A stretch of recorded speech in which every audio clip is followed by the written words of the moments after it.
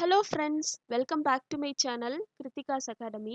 நம்மளுடைய சேனலில் பாலிட்டியில் ஆல்ரெடி நிறைய கிளாஸஸ் வந்து போஸ்ட் பண்ணியிருக்கோம். இந்தியன் கான்ஸ்டியூஷனில் ஃபர்ஸ்ட் 2 பார்ட்ஸ் வந்து கம்ப்ளீட் பண்ணியிருக்கோம். சிட்டிசன்ஷிப் அப்படின்றது வரைக்கும் அதனுடைய கண்டினியூஷனாக இன்னைக்கு நம்ம பார்க்க போகிறது part 3 of the Indian constitution, fundamental rights அப்படின்றது, அடிப்படை உரிமைகள் அப்படின்றது தான் இன்னைக்கு கிளாஸில் பார்க்க போகிறோம். வாங்க வீடியோக்குள்ளே போகலாம். ஃபண்டமெண்டல் ரைட்ஸ் அப்படின்றது இந்தியன் கான்ஸ்டியூஷன்ல பார்ட் 3ல இருக்கு. இதுக்கான ஆர்டிகல்ஸ் அப்படின்னு பார்த்தோம்னா ஆர்டிகல் 12ல இருந்து 35. நம்மளுடைய கான்ஸ்டியூஷனுடைய ஃப்ரேமர்ஸ் வந்து இந்த இன்ஸ்பிரேஷன் எங்க இருந்து எடுத்துக்கிட்டாங்க அப்படின்னு பார்த்தோம்னா கான்ஸ்டியூஷன் ஆஃப் யூஎஸ்ஏல இருந்து. இந்த part 3 of the Indian constitution அப்படின்றத இந்தியாவினுடைய மேக்னா சார்ட்டா அப்படின்னு சொல்லி டிஸ்கிரைப் பண்றாங்க. உலகத்திலே எந்த ஒரு கண்ட்ரிலையுமே இல்லாத அளவுக்கு ரொம்ப எலாபரேட்டிவான ஃபண்டமெண்டல் ரைட்ஸ் வந்து நம்மளுடைய இந்தியன் கான்ஸ்டியூஷன் நமக்கு வந்து ப்ரொவைட் பண்ணியிருக்கு. அண்ட் இந்த ஃபண்டமெண்டல் ரைட்ஸ் அப்படின்றது ஜஸ்டிசியபிள் இன் நேச்சராக இருக்கு.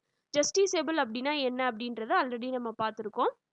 இந்த ஃபண்டமெண்டல் ரைட்ஸ் அப்படின்றது it is guaranteed by the constitution to all the persons without any discrimination. எந்த ஒரு பாகுபாடும் இல்லாமல், எந்த ஒரு பாரபட்சமும் இல்லாமல் ஆல் த பர்சன்ஸ்க்கு கிடைக்கிற விதத்தில் இந்தியன் கான்ஸ்டியூஷன் வந்து கேரண்டி பண்ணி கொடுத்துருக்கு. இது வந்து எல்லா இண்டிவிஜுவல்ஸுடைய ஈக்குவாலிட்டி அப்ஹோல்ட் பண்ணுது.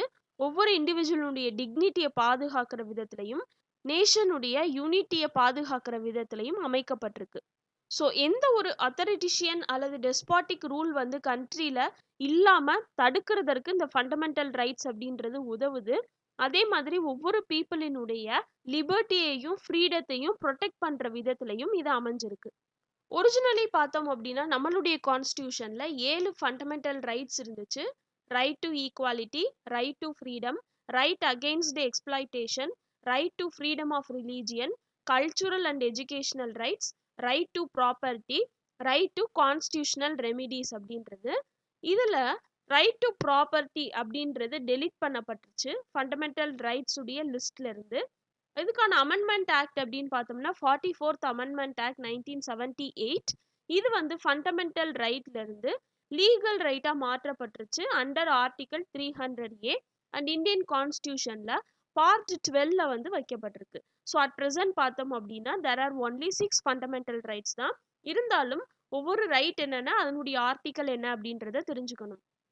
ஃபர்ஸ்ட் ரைட் டு ஈக்குவாலிட்டின்னு பார்த்தோம்னா ஆர்டிக்கல் 14ல இருந்து 18 வரைக்கும். ரைட் டு ஃப்ரீடம் அப்படின்றது ஆர்டிகல்ஸ் 19ல இருந்து 22 வரைக்கும்.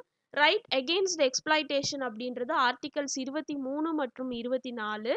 Right to freedom of religion அப்படின்றது ஆர்டிகல்ஸ் 25ல இருந்து 28.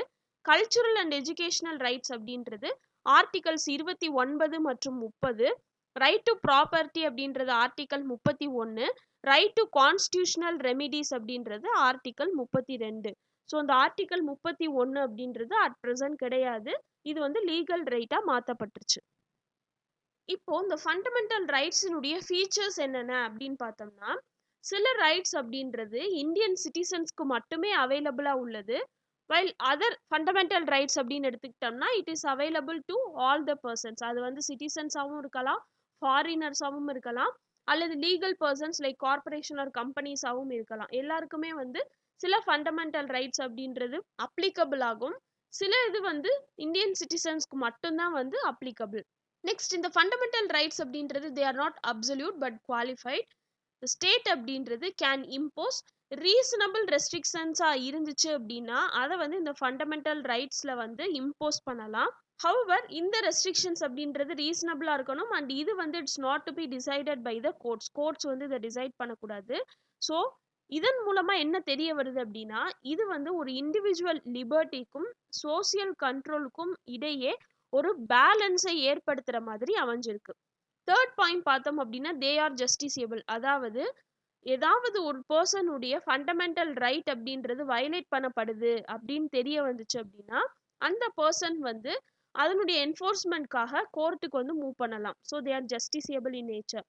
அண்ட் ஃபோர்த் பாயிண்ட் பார்த்தோம் அப்படின்னா they are defended and guaranteed by the supreme court. எந்த பர்சன் அக்ரீவ்டு பர்சனாக இருக்காங்களோ பாதிக்கப்பட்ட நபர் வந்து டைரக்டாக சுப்ரீம் கோர்ட்டுக்கே போகலாம். வே ஆஃப் அப்பீலில் தான், அதாவது ஹைகோர்ட் ஜட்ஜ்மெண்ட்க்கு எகெயின்ஸ்டாக அப்பீலா சுப்ரீம் கோர்ட்டுக்கு போகணுன்ற அவசியம் கிடையாது. டைரக்டா they can go to the supreme court. ஏன் அப்படின்னா it is the responsibility of the supreme court to defend and guarantee that every citizens or every persons in India should get this fundamental rights. Next point பார்த்தோம் அப்படின்னா they are not sacrosanct or permanent. நிரந்தரம் அப்படின்னு சொல்ல முடியாது.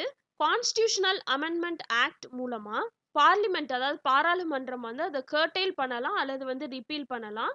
But இது only by constitutional amendment act மூலமா தான் இதை கொண்டு வர முடியும். ஆர்டினரி ஆக்ட் மூலமா பார்லிமெண்டால எந்த ஒரு மாற்றமும் ஏற்படுத்த முடியாது.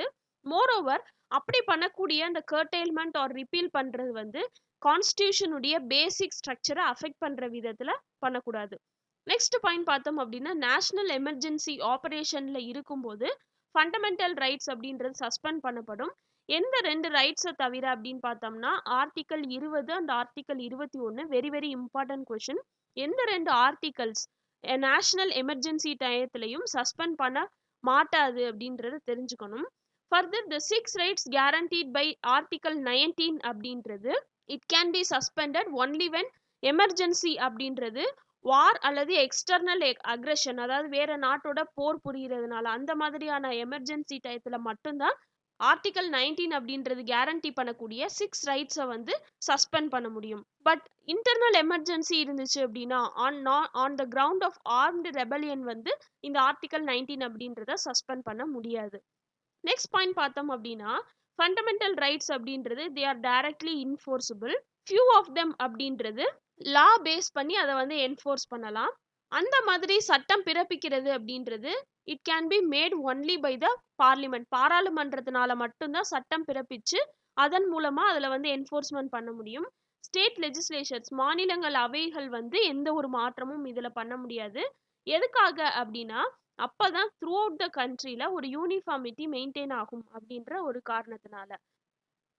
நெக்ஸ்ட் பார்த்தோம் அப்படின்னா எந்தெந்த fundamental rights it's available only to citizens and not to foreigners and எந்தெந்த fundamental rights it is available to both citizens and foreigners அப்படின்றத அதில் பார்க்க போகிறோம். Article 15, article 16, article 19, article 29 and article 30 ஆகிய 5 rights it's applicable only to citizens. ஃபாரினர்ஸ்க்கு available கிடையாது.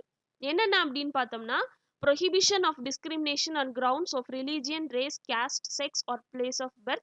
அதே மாதிரி பப்ளிக் எம்ப்ளாய்மெண்ட்ல எல்லாருக்கும் சமமான ஆப்பர்ச்சுனிட்டி அப்படின்றது கொடுக்கப்படணும். ஆர்டிகல் 19ல சொல்லப்பட்டிருக்கக்கூடிய rights freedom of speech and expression, assembly அமைக்கிறதுக்கான அதிகாரம், அசோசியேஷன் ஃபார்ம் பண்றதுக்கான அதிகாரம், இந்தியாவில் எந்த பிளேஸ்ல வேணாலும் மூவ் பண்றதுக்கான அதிகாரம், இந்தியாவில் எந்த பிளேஸ்ல வேணாலும் ரிசைட் ஆகிறதுக்கான அதிகாரம் அண்ட் அவங்களுக்கு பிடிச்ச ப்ரொஃபஷனை கேரி அவுட் பண்றதுக்கான ரைட்ஸ் அப்படின்னு சொல்லி 6 ரைட்ஸ் இந்த ஆர்டிக்கல் 19 அப்படின்றது கேரண்டி பண்ணுது. ஆர்டிக்கல் 29 அப்படின்னு பார்த்தோம்னா மைனாரிட்டி பீப்புள்ஸ் உடைய language, script and culture protect பண்ணணும் அப்படின்றது. ஆர்டிக்கல் 30 அப்படின்னு பார்த்தோம்னா மைனாரிட்டிஸ் எஜுகேஷனல் இன்ஸ்டிடியூஷனை எஸ்டாப்ளிஷ் பண்ணி அதை அட்மினிஸ்டர் பண்றதுக்கு ரைட்ஸ் அப்படின்றது கொடுக்கப்பட்டிருக்கு. அதுக்கான ஆர்டிக்கல் 30. ஸோ இந்த மாதிரியான 5 ரைட்ஸ் இந்தியன் சிட்டிசன்ஸ்க்கு மட்டும்தான் அப்ளிகபிள் ஆகும், ஃபாரினர்ஸ்க்கு அப்ளிகபிள் ஆகாது. எந்தெந்த ரைட்ஸ் 2 டைப் ஆஃப் பார்ட்டிஸ்க்குமே அப்ளிகபிள் ஆகும் அப்படின்னு பார்த்தோம்னா article 14, article 20, article 21, article 21A, 22, 23, 24, 25, 26, 27. Article 14 அப்படின்னு பார்த்தோம்னா equality before law and equal protection of laws. Article 20 அப்படின்றது protection in respect of conviction for offences. ஏதாவது ஒரு அஃபென்ஸ்க்காக ஒருத்தரை கன்விக்டா சார்ஜ் பண்றாங்க அப்படின்னா அதுல இருந்து எப்படி ப்ரொடெக்ட் பண்ணிக்கிறது அப்படின்றது. நெக்ஸ்ட் பார்த்தோம் அப்படின்னா protection of life and personal liberty, right to elementary education, protection against arrest and detention in certain cases, prohibition of traffic in human beings and forced labor, prohibition of employment of children in factories.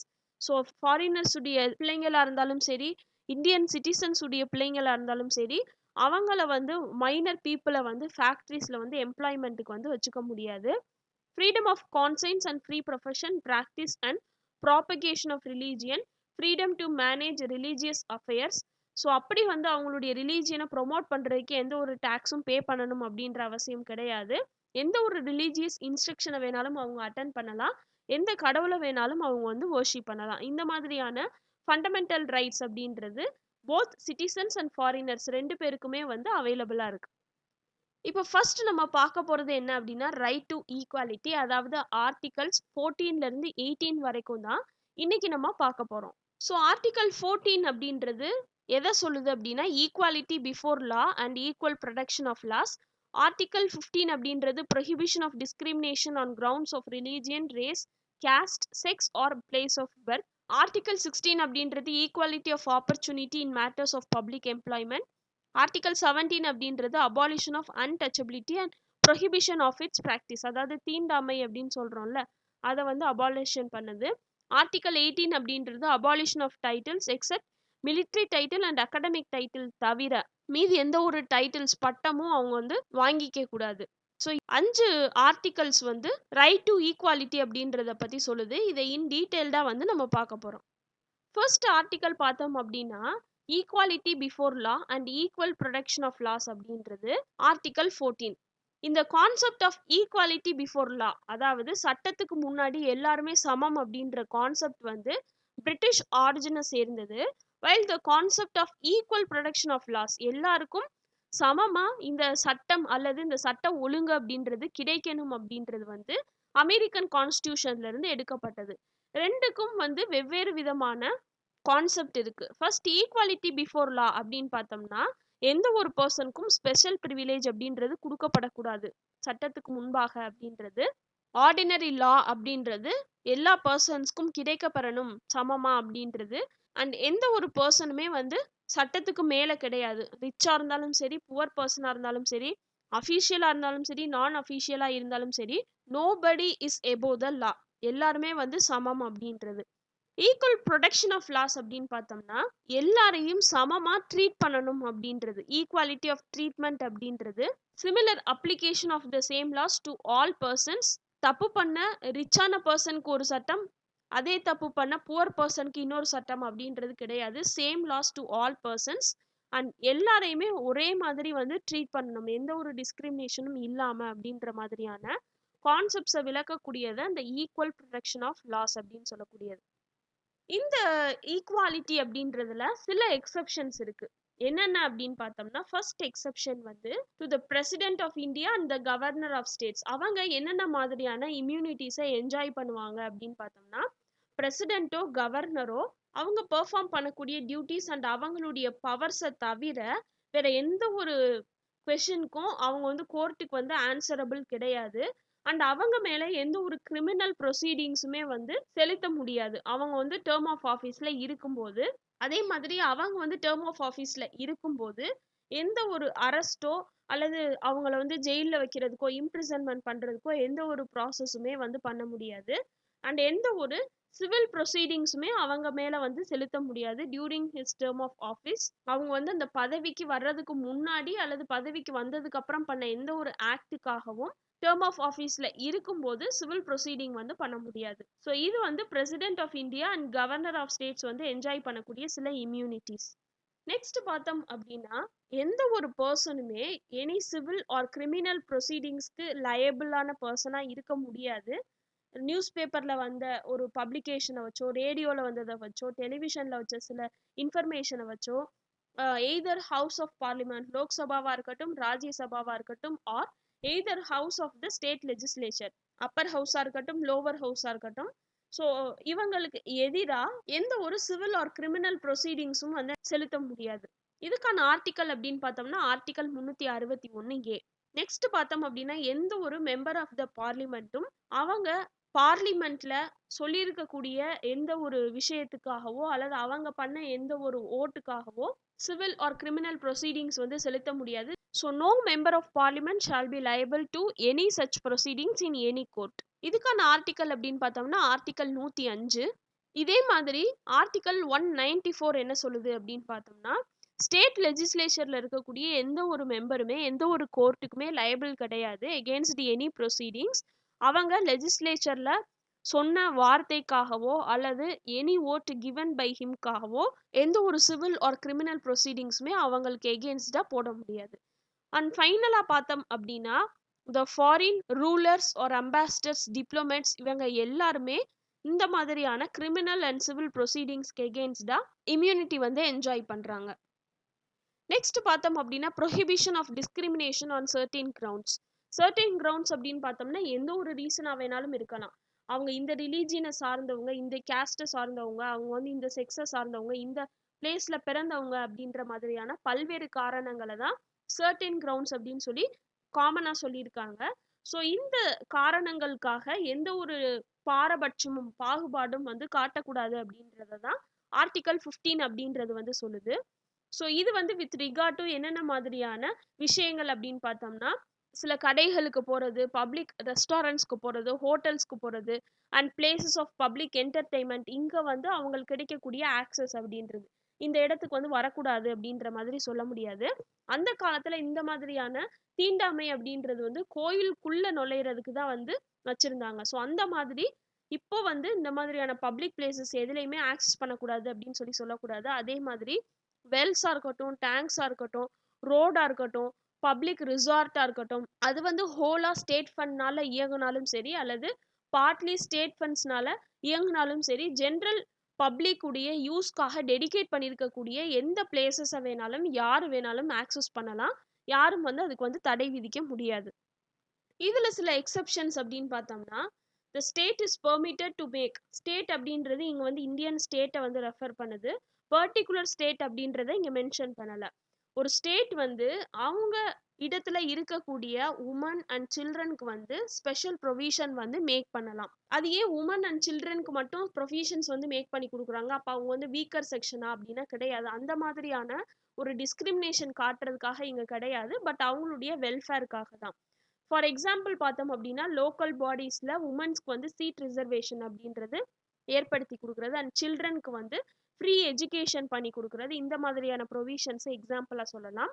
And state is permitted to make any special provision for the advancement of socially backward classes and educationally backward கிளாஸஸாக இருந்தாங்க, or scheduled caste or scheduled ட்ரைப்ஸாக இருந்தாங்க அப்படின்னா அவங்களுக்கு சில provisions வந்து make பண்ணி கொடுக்கலாம். எக்ஸாம்பிள் பார்த்தோம் அப்படின்னா, public educational institutions like government run ஸ்கூல்ஸாக இருக்கட்டும், காலேஜஸாக இருக்கட்டும், அந்த மாதிரியான இடங்கள்ல இந்த மாதிரியான socially and educationally backward classes பீப்புளுக்கு வந்து ஸ்ட்ரீட் ரிசர்வேஷன் அப்படின்றது பண்ணுறது, அண்ட் அவங்களுக்கு ஃபீ கன்செஷன்ஸ் வந்து பண்ணி கொடுக்குறது, இதை வந்து எக்ஸாம்பிளாக சொல்லலாம்.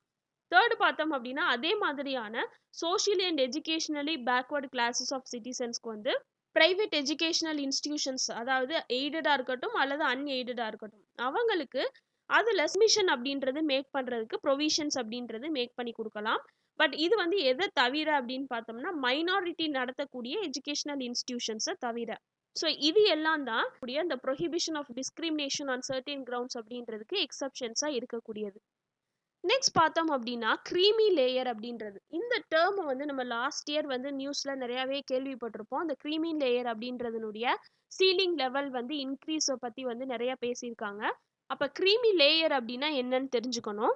ஓபிசிஸ்ல இருக்கக்கூடிய சர்டின் கேட்டகரிஸ் ஆஃப் பீப்புளுடைய சில்ட்ரன் தான் க்ரீமி லேயர் அப்படின்னு சொல்லி ரெஃபர் பண்ணப்படுறாங்க. இந்த க்ரீமி லேயர்ல இருக்கக்கூடிய பிள்ளைங்களுக்கு வந்து எந்த ஒரு கோட்டா பெனிஃபிட்டும் கிடைக்காது. ஸோ எந்தெந்த மாதிரியான கேட்டகரிஸ் ஆஃப் பீப்புள் அப்படின்னு பார்த்தோம்னா, persons holding constitutional post, constitutional போஸ்ட்டை வகிக்கக்கூடிய persons, example president, vice president, supreme court judge, high courts உடைய ஜட்ஜஸ், அண்ட் யூபிஎஸ்சியினுடைய chairman and members, state public service கமிஷனுடைய chairman and members, central election commission, CAG, இந்த மாதிரியான constitutional போஸ்ட்டை வகிக்கக்கூடிய persons அவங்களுடைய சில்ட்ரனை வந்து க்ரீமி லேயர் அப்படின்ற கேட்டகரியை சார்ந்தவங்களா கன்சிடர் பண்ணப்படுவாங்க. அதே மாதிரி all India central and state சர்வீசஸ்ல குரூப் ஏ ஆர் கிளாஸ் 1 சொல்லக்கூடியது, and group B or class 2 officers and employees holding அதே மாதிரியான ஈக்குவல் அண்ட் போஸ்ட் பார்த்தோம் அப்படின்னா, பப்ளிக் செக்டர் யூனிட்ஸ்ல, பேங்க்ஸ், இன்சூரன்ஸ் ஆர்கனைசேஷன்ஸ்ல, யூனிவர்சிட்டிஸ்ல, இந்த மாதிரியான இடங்கள்ல இருக்கக்கூடிய எம்ப்ளாயீஸ் இவங்களும் இந்த க்ரீமி லேயர் அப்படின்றத சார்ந்தவங்க. அடுத்து பார்த்தோம் அப்படின்னா, persons who are in the rank of ஆர்மியில் கொலோனல் அல்லது அந்த ரேங்க்குக்கு மேலே, அண்ட் நேவி, ஏர்ஃபோர்ஸ், பேராமிலிட்ரி ஃபோர்ஸில் அதுக்கு ஈக்குவலண்ட்டான போஸ்ட்டில் இருக்கக்கூடியவங்க இவங்களும் க்ரீமி லேயரில் தான் கன்சிடர் பண்ணப்படுவாங்க. And professionals like doctors, lawyers, engineers, artist, authors, consultants இந்த மாதிரியானது. அண்ட் யாரெல்லாம் ட்ரேட் பண்றாங்களோ அவங்க, பிசினஸ் பண்ணக்கூடியவங்க, இண்டஸ்ட்ரீஸ் வச்சு ரன் பண்ணக்கூடியவங்க, இவங்க எல்லாமே இந்த கிரீமி லேயர்ல தான் வந்து வருவாங்க. நெக்ஸ்ட் பார்த்தோம் அப்படின்னா, எந்தெந்த பர்சன் வந்து கவர்மெண்ட் விதிச்சிருக்கக்கூடிய சர்டைன் லிமிட்டுக்கு மேல அக்ரிகல்ச்சுரல் லேண்ட், விவசாயம் நிலம் வச்சிருக்காங்களோ, ஏக்கர் கணக்குல தான் மோஸ்ட்லி வச்சிருப்பாங்க. ஸோ அந்த மாதிரியான லிமிட்டுக்கு மேல அக்ரிகல்ச்சுரல் லேண்ட் வச்சிருக்கக்கூடியவங்க, அல்லது அர்பன் ஏரியாஸ்ல வேக்கண்ட் லேண்ட் அல்லது பில்டிங்ஸ் வச்சிருக்கக்கூடியவங்க, இவங்களும் அந்த கிரீமி லேயருக்குள்ள தான் வருவாங்க.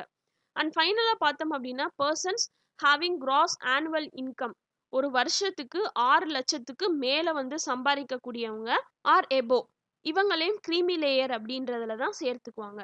1993ல இந்த கிரீமி லேயர் சீலிங் அப்படின்றத முதல்ல இன்ட்ரடியூஸ் பண்ணாங்க. அப்போ இந்த ரேஞ்ச் அப்படின்றது வந்து 1 லேக்குள்ள இருந்துச்சு. அண்ட் சப்சிக்வெண்டா பார்த்தோம் அப்படின்னா 2004ல 2.5 லேக் அப்படின்னு சொல்லி ரிவைஸ் பண்ணாங்க. 2008ல 4.5 லேக் அப்படின்னு ரிவைஸ் பண்ணாங்க. 2013ல 6 லட்சம் அப்படின்னு சொல்லி ரிவைஸ் பண்ணாங்க.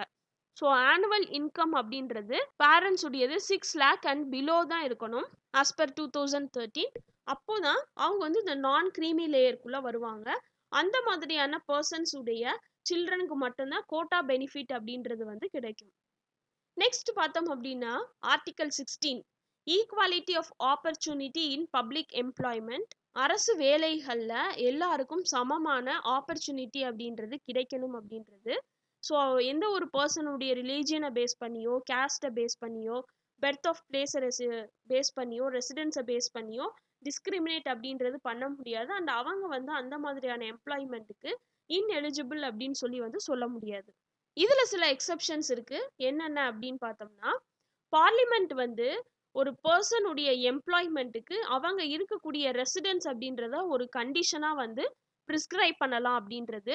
இது வந்து the public employment act of 1957ல பரிந்துரைக்கப்பட்டது. இது வந்து 1974ல எக்ஸ்பயர் ஆயிடுச்சு. ஸோ இப்போ அட் ப்ரெசண்டா பார்த்தோம் அப்படின்னா இந்த மாதிரியான ப்ரொவிஷன் வந்து எந்த ஒரு ஸ்டேட்லையுமே கொடுக்கப்படலை. அதாவது ரெசிடென்ஸ் அப்படின்றத எம்ப்ளாய்மெண்ட், பப்ளிக் எம்ப்ளாய்மெண்ட்டுக்கு ஒரு கண்டிஷனா பிரிஸ்கிரைப் பண்றது. எக்ஸப்ட் பார்த்தோம் அப்படின்னா ஆந்திர பிரதேஷ் அண்ட் தெலங்கானா ஆகிய இந்த 2 ஸ்டேட்ஸ் மட்டும் இதை ஃபாலோ பண்றாங்க. செகண்ட் எக்ஸப்ஷன் அப்படின்னு பார்த்தோம்னா பேக்வர்டு கிளாஸ் பீப்புள், பிசிக்கு வந்து சர்டின் அப்பாயின்மெண்ட்ஸ் ஆர் போஸ்ட்ல ரிசர்வேஷன் அப்படின்றத வந்து ப்ரொவைட் பண்ணலாம். அவங்க ஸ்டேட் சர்வீசஸ்ல அடிக்வேட்டா ரெப்ரசன்ட் பண்ணல. ஸோ அந்த மாதிரியான கிளாஸ் பீப்புளும் வந்து அதிக அளவில் வந்து ஸ்டேட் சர்வீசஸ்ல பார்ட்டிசிபேட் பண்ணணும், அவங்களுடைய ரெப்ரசன்டேஷனும் அதிக அளவில் இருக்கணும் அப்படின்ற ஒரு காரணத்துக்காக இந்த மாதிரி ரிசர்வேஷன் அப்படின்றத ஸ்டேட் ப்ரொவைட் பண்ணலாம். தேர்ட் பார்த்தோம் அப்படின்னா, ஒரு ரிலீஜியஸ் இன்ஸ்டிடியூஷன் அல்லது ஒரு டினாமினேஷனல் இன்ஸ்டிடியூஷன் அல்லது அந்த மாதிரியான ஒரு கவர்னிங் பாடியினுடைய மெம்பருக்கான ஆஃபீஸ் வந்து வேக்கண்டா இருக்கு, அந்த மாதிரியான பிளேஸ்க்கு ஒரு ஆளை ப்ரொவைட் பண்ணணும் அப்படின்னு பார்த்தோம்னா, அதுக்கு அந்த பர்டிகுலர் டினாமினேஷன் அல்லது அந்த பர்டிகுலர் ரிலீஜியனை சேர்ந்த பீப்புளா இருக்கணும் ஃபில் பண்றதுக்கு அப்படின்றத வந்து ஒரு ப்ரொவிஷனா ப்ரொவைட் பண்ணலாம். இது பார்த்தோம் அப்படின்னா தேர்ட் எக்ஸப்ஷன் அப்படின்றது.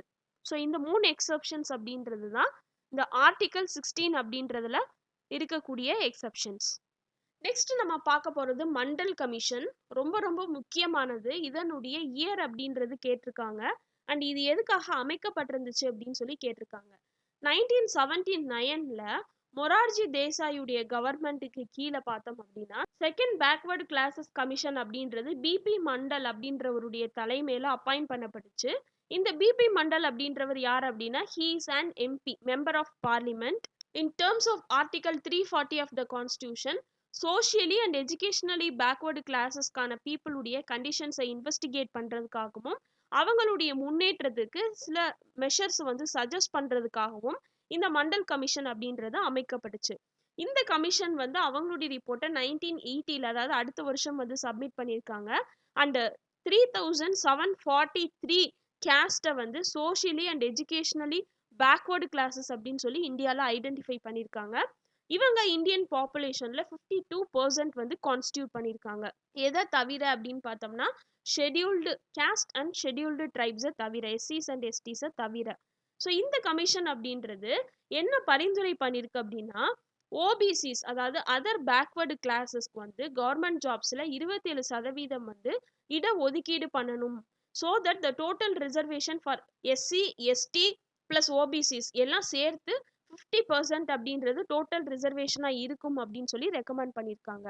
1990ல 10 இயர்ஸ்க்கு அப்புறம் இவங்க ரிப்போர்ட் சப்மிட் பண்ணி 10 இயர்ஸ்க்கு அப்புறம் விபி சிங் அப்படின்றவருடைய தலைமையில அவருடைய கவர்மெண்ட் வந்து இந்தியால இருக்கும்போது 27% கவர்மெண்ட் ஜாப்ஸ் அப்படின்றது ஓபிசிஸ்க்கு வந்து டிக்ளேர் பண்ணியிருக்காரு. ஸோ இவங்க சஜஸ்ட் பண்ணதை 10 இயர்ஸ்க்கு அப்புறம் விபி சிங் உடைய கவர்மெண்ட்ல இவங்களுடைய சஜஷன் அப்படின்றது வந்து இம்ப்ளிமெண்ட் பண்ணப்பட்டிருக்கு. ஸோ மண்டல் கமிஷன் அப்படின்னு எடுத்துக்கிட்டாலே ஓபிசிஸ்க்கு சீட் ரிசர்வேஷன் அப்படின்றது ஞாபகம் வச்சுக்கோங்க.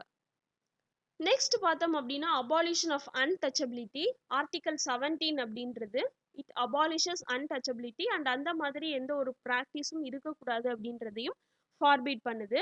இந்த டேர்ம் அன்டச்சபிலிட்டி அப்படின்றது எய்தர் நம்மளுடைய இந்தியன் கான்ஸ்டியூஷன்லையும் சரி ஆக்ட்லையும் சரி வந்து டிஃபைன் பண்ணல. அந்த டேர்ம் அப்படின்றது அன்டச்சபிலிட்டி அப்படின்னா என்ன அப்படின்ற டெஃபனிஷன் அப்படின்றது கிடையாது. 1976ல அன்டச்சபிலிட்டி அஃபென்சஸ் ஆக்ட் 1955 அப்படின்றது காம்ப்ரிஹென்சிவா இதை அமெண்ட்மெண்ட் பண்ணி இதை protection of civil rights act 1955 அப்படின்னு சொல்லி பேர் மாற்றம் வந்து பண்ணியிருந்திருக்காங்க. அன்டச்சபிலிட்டி அஃபென்சஸ் ஆக்ட் அப்படின்றது protection of civil rights act 1955 அப்படின்னு சொல்லி ரீநேம் பண்ணப்பட்டிருக்கு. ஸோ இந்த protection of civil rights act 1955 படி பார்த்தோம் அப்படின்னா யார் வந்து அன்டச்சபிலிட்டி அப்படின்றத ப்ராக்டிஸ் பண்ணுறாங்களோ அஃபென்சிவ் பர்சன் வந்து they are punishable either by imprisonment up to 6 months 6 மாதம் வரை சிறை தண்டனை கொடுக்கணும் அல்லது 500 rupees ஃபைன் கொடுக்கணும் அல்லது இது ரெண்டுமே அப்படின்னு சொல்லி இந்த ஆக்ட் அப்படின்றது வந்து ப்ரொவைட் பண்ணியிருக்கு. அந்த மாதிரி கன்விக்டட் பர்சன் வந்து எந்த ஒரு பார்லிமெண்ட் எலெக்ஷனுக்கோ ஸ்டேட் லெஜிஸ்லேச்சர் எலெக்ஷனுக்கோ நிற்க முடியாது. So they will be disqualified to participate in either of the elections. And ஃபைனலாக பார்த்தோம் அப்படின்னா அபாலிஷன் ஆஃப் டைட்டில்ஸ் அப்படின்றது ஆர்டிகல் 18 அப்படின்றது டைட்டில்ஸ் வந்து அபாலிஷ் பண்ணிருச்சு. அண்ட் இதில் வந்து 4 ப்ரொவிஷன்ஸை வந்து மேக் பண்ணியிருக்கு. என்ன அப்படின்னா ஒரு பர்சன் வந்து சிட்டிசனாகவும் இருக்கலாம் அல்லது ஃபாரினராகவும் இருக்கலாம். அவங்க மிலிட்ரி ஆர் அகாடமிக் டிஸ்டிங்ஷன் தவிர அதுலேருந்து வரக்கூடிய இந்த டைட்டில்ஸ் தவிர வேற எந்த டைட்டிலும் வந்து அவங்க கன்ஃபர் பண்ணக்கூடாது அப்படின்றது. இரண்டாவது பார்த்தோம் அப்படின்னா ஃபாரின் ஸ்டேட்ல இருந்து அவங்க கொடுக்கக்கூடிய எந்த ஒரு டைட்டில்ஸும் இந்தியன் சிட்டிசன் வந்து அக்செப்ட் பண்ணிக்க கூடாது அப்படின்றது. மூணாவது பார்த்தோம் அப்படின்னா நம்ம இந்தியன் ஆஃபீஸ்ல ஒர்க் பண்றாங்க அல்லது நம்ம ஸ்டேட்டுக்கு கீழே ஏதாவது ஒரு ட்ரஸ்ட்ல ஒர்க் பண்றாங்க அப்படின்னா பிரசிடென்ட் உடைய கன்சென்ட் இல்லாம அனுமதி இல்லாம அவங்க ஃபாரின் ஸ்டேட்ல இருந்து எந்த ஒரு டைட்டிலும் அக்செப்ட் பண்ணிக்க கூடாது. அண்ட் ஃபைனலி பார்த்தோம் அப்படின்னா இந்தியன் சிட்டிசனா இருக்கட்டும் ஆர் ஃபாரினரா இருக்கட்டும் இங்க இந்தியன் ஸ்டேட்ல ட்ரஸ்ட்ல ஏதாவது ஒர்க் பண்றாங்க அல்லது ஏதாவது ஒரு ஆஃபீஸ் ஆஃப் ப்ராஃபிட் ஹோல்டு பண்ணியிருக்காங்க அப்படின்னா எந்த ஒரு ப்ரெசென்ட்டும் மற்ற ஃபாரின் ஸ்டேட்ல இருந்து அக்செப்ட் பண்ணிக்க கூடாது, எமாலிமெண்ட்டும் அக்செப்ட் பண்ணிக்க கூடாது without the consent of the president. பிரசிடென்ட்டுடைய அனுமதி இல்லாம வேற ஃபாரின் ஸ்டேட்ல இருந்து எந்த ஒரு ப்ரெசென்ட்டும் அக்செப்ட் பண்ணிக்க கூடாது, எமாலிமெண்ட்ஸும் வந்து அக்செப்ட் பண்ணிக்க கூடாது அப்படின்றது. ஸோ இந்த மாதிரியான 4 ப்ரொவிஷன்ஸை வந்து இந்த ஆர்டிகல் 18 அப்படின்றது வந்து ப்ரொவைட் பண்ணியிருக்கு. So from the above provisions நமக்கு என்ன கிளியரா தெரியுது அப்படின்னா hereditary titles of nobility like அந்த காலத்துல ராஜாக்கள் வச்சிருந்தாங்கல்ல, மகாராஜா, ராஜ் பகதூர், ராய் பகதூர், ராய் சாஹேப், திவான் பகதூர், இந்த மாதிரியான நொபிலிட்டிக்கான ஹெரிடிட்டரி டைட்டில்ஸ் பரம்பரை பரம்பரையா கொடுத்துருப்பாங்க. அந்த மாதிரியான எந்த டைட்டில்ஸுமே வந்து இருக்கக்கூடாது. கொலோனியல் ஸ்டேட்ஸ்ல இருந்த அவங்க யூஸ் பண்ண அந்த டைட்டில்ஸ் அப்படின்றது இந்த ஆர்டிகல் 18 மூலமா பேன் பண்ணப்பட்டிருக்கு. அண்ட் 1996ல சுப்ரீம் கோர்ட் வந்து நேஷனல் அவார்ட்ஸான பாரத ரத்னா, பத்ம விபூஷன், பத்மபூஷன், பத்மஸ்ரீ இந்த மாதிரியான 4 அவார்ட்ஸ்க்கு கான்ஸ்டியூஷனல் வேலிடிட்டியை வந்து அப்ஹெல்ட் பண்ணியிருக்கு. ஸோ இந்த அவார்ட்ஸ் அப்படின்றது வந்து இது வந்து டைட்டில்ஸா வந்து கன்சிடர் பண்ண மாட்டாது அப்படின்றது. ஆர்டிகல் 18 சொன்னபடி பார்த்தோம் அப்படின்னா இது வந்து டைட்டில்ஸா வந்து கன்சிடர் ஆகாது அப்படின்னு சொல்லி ரூல் பண்ணியிருக்காங்க. இந்த நேஷனல் அவார்ட்ஸை எப்போ இன்ஸ்டியூட் பண்ணியிருக்காங்க, எப்போ ஆரம்பிச்சு வச்சிருக்காங்க அப்படின்னா 1954ல. ஸோ மொரார்ஜி தேசாயுடைய தலைமையில ஜனதா பார்ட்டியினுடைய கவர்மெண்ட் அப்படின்றது இந்தியாவில் ரூல்ல இருந்தப்போ இந்த அவார்ட்ஸ் அப்படின்றத 1977ல டிஸ்கண்டினியூ பண்ணியிருக்காங்க. எகெயின் பார்த்தோம் அப்படின்னா 3 இயர்ஸ்க்கு அப்புறம் இந்திரா காந்தியுடைய கவர்மெண்ட்ல இந்த அவார்ட்ஸ் அப்படின்றத வந்து ரிவைவ் பண்ணியிருக்காங்க, புதுப்பிச்சிருக்காங்க. ஸோ அதுக்கப்புறமா கண்டினியூஸா வந்து இந்த நேஷனல் அவார்ட்ஸ் அப்படின்றது வந்து கொடுக்கப்பட்டிருக்கு. ஸோ இது எல்லாம் தான் ஆர்டிகல் 18 அப்படின்றதுல வந்து சேரும். So that's all for today friends. இன்னைக்கு கிளாஸ் கம்ப்ளீட் ஆகுது. ஃபண்டமெண்டல் ரைட்ஸ் அப்படின்றத பற்றி தானே இன்ட்ரோடக்ஷன் பார்த்தோம். அண்ட் அதனுடைய ஃபீச்சர்ஸ் என்னென்ன அப்படின்னு பார்த்தோம். என்னென்ன டைப் ஆஃப் ஃபண்டமெண்டல் ரைட்ஸ் அப்படின்றது இருக்குது அப்படின்னு சொல்லி பார்த்தோம். அதில் ஃபர்ஸ்ட் ஃபண்டமெண்டல் ரைட்டான ரைட் டு ஈக்குவாலிட்டி அப்படின்றது என்னென்ன ஆர்டிக்கல் எதை பற்றி சொல்லுது, அதில் இருக்கக்கூடிய எக்ஸப்ஷன்ஸ் என்னென்ன அப்படின்றத இன்னைக்கு கிளாஸில் பார்த்துருக்கோம். இந்த வீடியோ உங்களுக்கு யூஸ்ஃபுல்லாக இருந்திருக்கும்னு சொல்லி நம்புகிறேன். இன்னொரு வீடியோவில் உங்களை எல்லாரையும் சந்திக்கிறேன். Thank you so much all for வாட்சிங். Take care and by.